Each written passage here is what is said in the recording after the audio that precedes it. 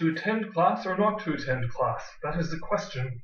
But 'tis nobler to devote the time to library research, work on assignments, applying professors' feedback, serving the community, cleaning, cooking, playing music, and being with my friends, than compounding my suffering by enduring the scorn of my classmates all the week, and thereby compounding their suffering too. Oh, hello, Dr. Softboildius. I like your class very much, and my average on assignments and tests is A, I think. Is that my mark in your course? Oh, I'm sorry, Omelette. 20% of the final mark in our course is attendance, so your average is not A, but rather C+. C+? But is that a high enough grade for graduate school? None can tell as of yet. I'm sorry, dear Omelette. Oh dear, yet how I like Dr. Softboildius' course. I fear for my graduate studies and on.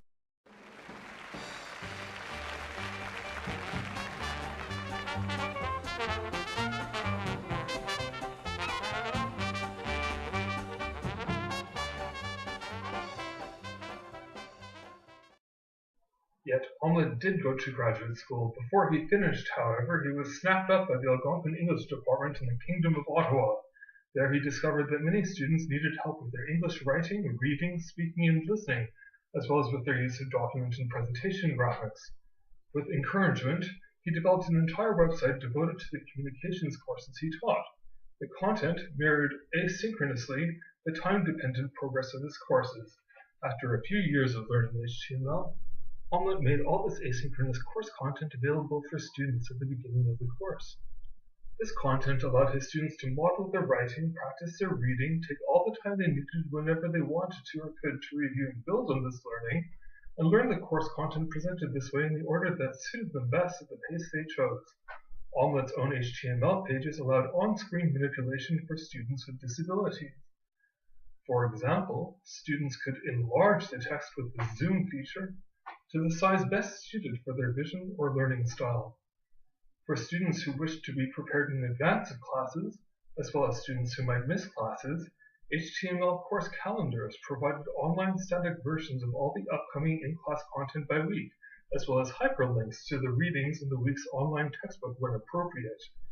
Some students preferred color-coded synopses of alternative paths to equivalent learning outcomes, in courses in which this type of universal design for learning was encouraged by the Algonquin Royal Administration.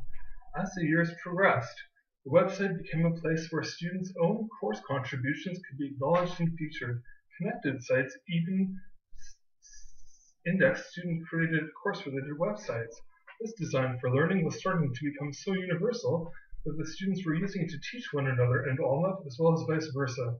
Nevertheless, Omelette still pined for the day when he would know for sure that just one of his students had been able to benefit from these efforts by not attending most classes and still having an A-grade success in a full in-class course for which Omelette had created a full online asynchronous version.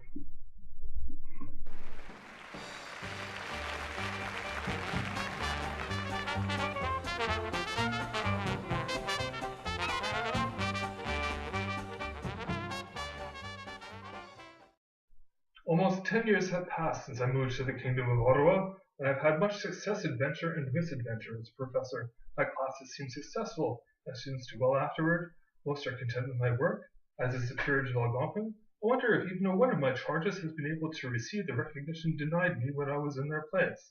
Oh, hello, Benedict.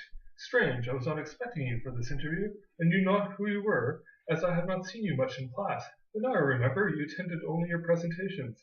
Yes, Professor Omelette, and you will note that I have succeeded in all presentations and assignments in your course nevertheless. My average is A-.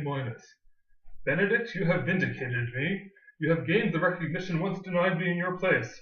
Congratulations. I hereby grant you the entire A-, as there is no attendance mark in our class. I am beaten. Hark, Professor Omelette, we must fly. Dr. Clem-Brûlé has acceded to the crown of Algonquin and wishes to smite us all. Oh, Benedict, draw thy sword hither. Something is rotten in the state of Ottawa. What matter? To arms, young Benedict. Alas, we are all well done. It is finished. It is finished. Ah! 'Tis